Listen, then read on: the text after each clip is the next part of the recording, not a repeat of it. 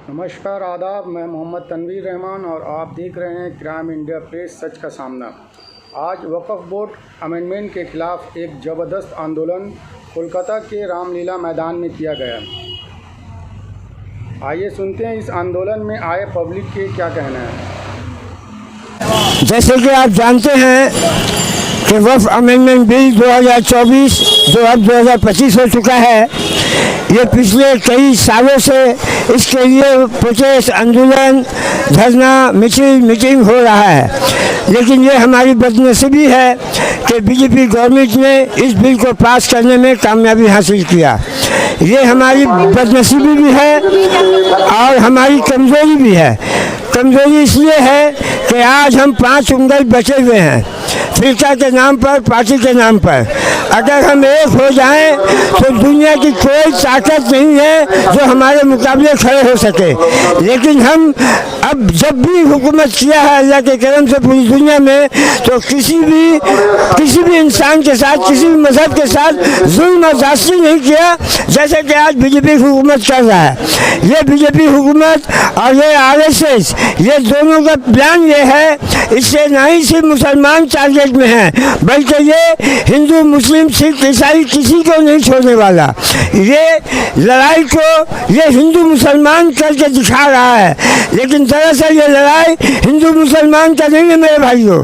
ये लड़ाई हक और नाहक का है, दस्तूर हक का है, संविधान को बचाने का लड़ाई है, जिसमें हिंदुस्तान से तमाम मुस्लिम, क्रिश्चियन, हिंदू, बुद्ध, ईसाई सब मिलकर, सिख, ईसाई सब मिलकर इंशाअल्लाह हम इस लड़ाई को लड़ेंगे और इसमें इंशाअल्लाह ताला हम कामयाबी हासिल करेंगे।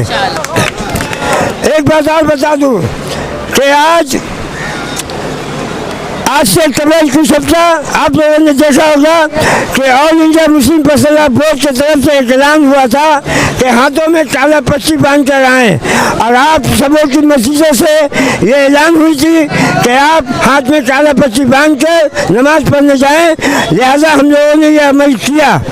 लेकिन अब मेरा कहना यह है कि मुसलमान ये बता दे दुनिया वालों को कि अब हम काली पट्टी नहीं बांधेंगे बल्कि सादा कफन पहनेंगे।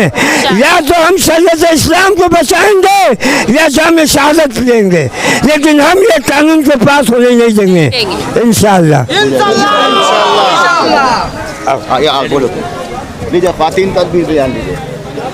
देखिए, आज एक ये सिर्फ हम बोलना चाहेंगे कि आज एक सिर्फ छोटा सा टेलर था और पिक्चर अभी बहुत बाकी है, और सरकार को ये कानून वापस लेना पड़ेगा, क्योंकि मुसलमान कभी कमज़ोर नहीं था और कमज़ोर है भी नहीं, और हम लोग इंशाअल्लाह हर हद एक पार कर सकते हैं और शहीद भी हो सकते हैं। सिर्फ हमारे घर के दस्तूर को हम लोग मानते हैं और ऐन के हिसाब से, और देखिए जो ऐन के हिसाब से चले। हमेशा मोदी सरकार जब से आई है 2014 से, ताकत के बल पे नहीं कोई भी बिल पास करवा सकती है। और अभी मतलब देखिए, आप देखे होंगे अमित शाह ने बोला है कि नहीं मानना होगा, किसी के बाप के नौकर हैं हम लोग, आप जो बोलेंगे हम लोग मान लेंगे। धमकाइएगा आप पार्लियामेंट में बैठ के, आप मिनिस्टर हो के हम लोग के ऊपर सोचिएगा, दबाव डाले, धमकाए। तो मुसलमान कल भी कमज़ोर नहीं था और आज भी कमज़ोर नहीं है। 4 दिन की हुकूमत में आपको इतना नाज है और गुरूर है। हम लोग 800 साल से हम लोग सुल्तान थे और सुल्तान है, और हम मुसलमान हैं, अहले ईमान है और मुसलमान हम लोग रहेंगे और हमारा ईमान मजबूत है। और ये छोटा सा आप देख सकते हैं, सिर्फ सिद्दीकुल्लाह चौधरी साहब एक आवाज़ में इतने सारे लोग, सिर्फ कलकत्ता के नहीं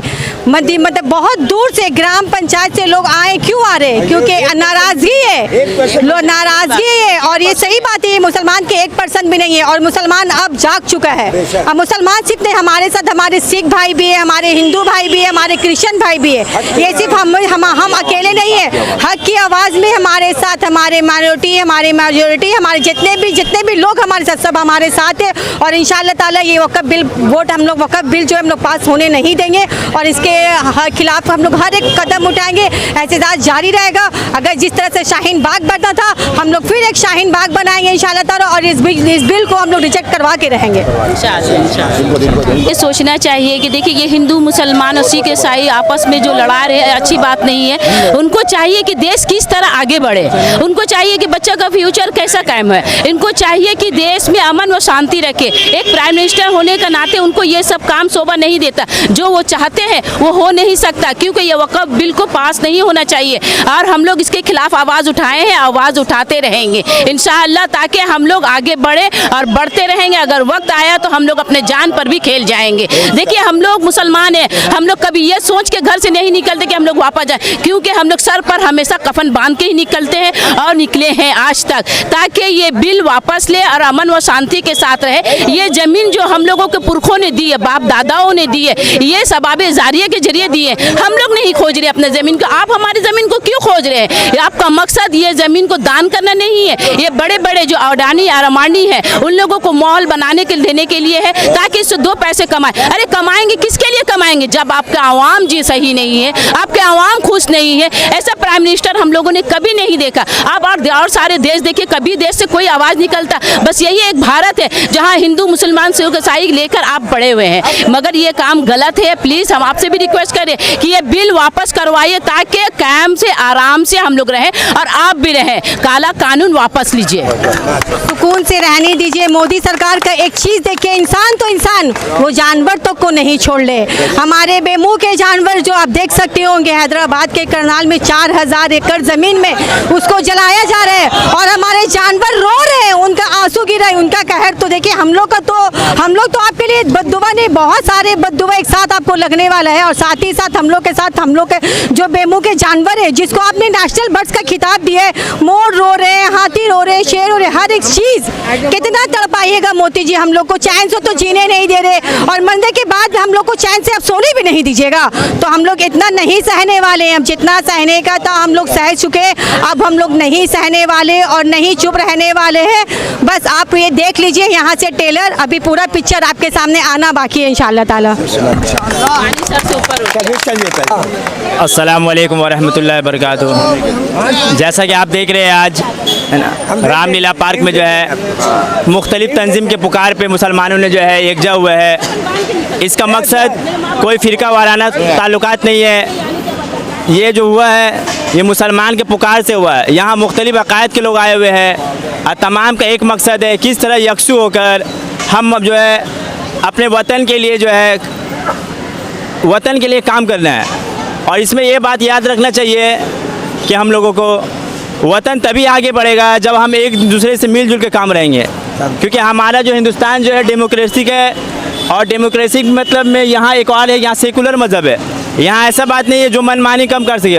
भाई आप लोग को तमाम धर्म को यहाँ आज़ादी से रहने का इख्तियार है और इसके साथ साथ आप अपने जो है मज़हब में जो आज़ादी से जो अमल भी कर सकते हैं। जैसा कि हम लोग को मालूम है, यहाँ जो माइनॉरिटी जो है ना, राइट टू फ्रीडम के हिसाब से माइनॉरिटी को यहाँ अपना हक आज़ादी हासिल है। वो अपने हिसाब से इबादत भी कर सकते हैं और अपने हिसाब से जो है अपना जो है जो तंजीम है, अपना मदारिस है, अपना मस्जिद है, अपना खानका, इसी तरह उसकी हिफाजत भी कर सकते हैं। उनकी ज़िम्मेदारी खुद है।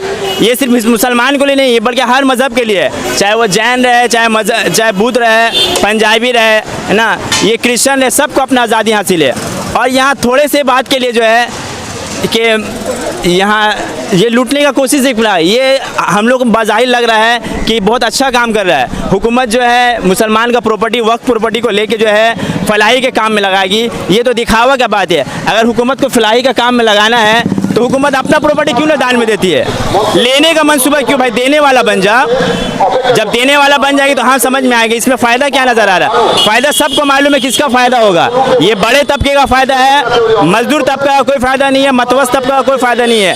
यहाँ लेकर जो है छोटे छोटे जगह से वक्फ का नाम किसी ज़मीन को लेके ये किसी का बेहतरीन का प्लानिंग किया जा रहा है और हम लोग बता सकते हैं किसका प्लानिंग, इसको बताने का ज़रूरत नहीं है। इसीलिए हुकूमत से दरख्वास्त है कि अपने रवैया को हटाइए, मिल मिलाप कर रहने का ऐसा कोशिश कीजिए कि हुकूमत का फ़ायदा हो, आवाम का फ़ायदा हो, आने वाला जो है बच्चे का भविष्य उसके लिए फ़ायदा हो। ये काम नहीं करके बच्चे का जो है शिक्षा के लिए, पढ़ाई के लिए किस तरह हम लोग हिंदुस्तान आगे बढ़े इसके लिए देखना चाहिए। हिंदुस्तान क्या हो रहा है? हिंदुस्तान पीछे में पीछे रह रहा है। हिंदुस्तान का इकोनॉमिक जो है ख़राब, हिंदुस्तान का जो है एजुकेशन रेट ख़राब होते जा रहा है, हिंदुस्तान का हर तरफ से पीछे हो रहा है। मगर एक ही जो है ये क्या काम कर रखा है, हवाई नहीं, ये मुसलमान को दबाव और ये जो है मेजोरिटी का नाम में क्या कर रहा है, मुसलमान के ऊपर जो हमला किया जा रहा है, ऐसा हम लोग कोई बर्दाश्त नहीं करेंगे इंशाल्लाह। और वक्फ बिल के खिलाफ हम लोग जो है जितना भी कोशिश होगा इंशाल्लाह इसको अगेंस्ट में काम करेंगे, ये काला कानून को वापस लेकर आएंगे इंशाल्लाह। अभी जो है कोशिश जारी है इंशाल्लाह, ये जो शुरुआत है और आइंदा भी इसका काम बाकी रहेगा इंशाल्लाह। और जब जब तंजीम जो है मुख्तलिफ तंजीम का पुकार होगा, हम लोग इंशाल्लाह मुख्तलिफ तंजीम का साथ रहेंगे इंशाल्लाह। एक बात मैं तमाम हिंदुस्तान के आवाम को बताना चाहता हूँ, आप सब भी जानते होंगे इस बात को, लेकिन आप सामने नहीं आ पा रहे, आपके साथ मजबूरी है। कहना ये है कि ये लड़ाई को दिखाया जा रहा है हिंदू मुसलमान, ये लड़ाई को दिखाया जा रहा है हिंदू और मुसलमान, लेकिन आप यकीन मानो कि ये लड़ाई हिंदू मुसलमान नहीं है, बल्कि ये लड़ाई हक और नाहक का है। आज तुम्हें हम ये बात का चैलेंज करते हैं, नरेंद्र मोदी, अमित शाह और योगी, बल्कि तुम्हारे जैसे सोच रखने वाले जितने भी हैं आरएसएस और बीजेपी में, इन तमाम को मेरा चैलेंज है कि अगर तुम लड़ना चाहते हो तो अपने अनुभव को लेकर एक जगह हो जाओ, और हम हिंदू मुसलमान सिख ईसाई मिलकर तुमसे लड़ेंगे, क्योंकि हम हक की लड़ाई लड़ेंगे, इसलिए हम तुम्हारे साथ तैयार हैं। एक जगह हो जाओ, ऐसा ना हो कि हमारे इस वार से कोई बेगुनाह मारा जाए। हम चाहते हैं कि तुम अपने लोगों को लेके एक तरफ हो जाओ और हम अपने लोगों को लेके एक तरफ हो जाएंगे, जिसमें हिंदू मुसलमान सिख ईसाई बुद्धिस्ट जैन सब शामिल रहेगा, और ये हक के लिए आपसे लड़ेगा इंशाअल्लाह। इंशाअल्लाह।